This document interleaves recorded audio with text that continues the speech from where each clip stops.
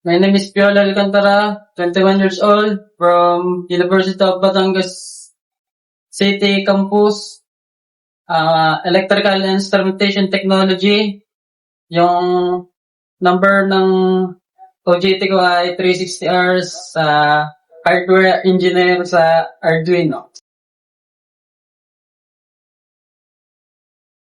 So, yung mga pinagawa sa akin dito sa company ito is yung pagkakabit ng mga CCTV, pag-check ng mga wirings sa mga machinery, dito sa mga panggawa natin ng mga plastic, ganun. And yung nakatulong sa akin bilang OJT student is kumbaga madadala ko din ito sa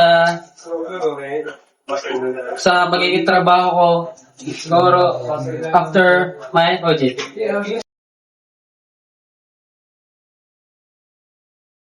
So, yung mga mababang after na OJT ko is yung paggawa natin ng proper.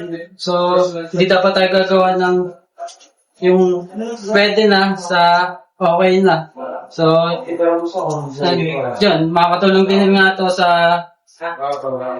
pag nag-apply na ako ng trabaho sa ibang company. So, thank you sa opportunity na natanggap ako dito sa JPMC na to. So, lalo na kay Sir James, kay Sir Robin, and sa lahat ng mga bumubuo ng JPMC.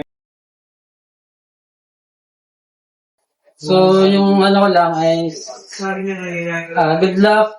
Then, gawin niyo yung mga nararapat na pinapagawa sa inyong mga task. Tapos, yun lang. Thank you.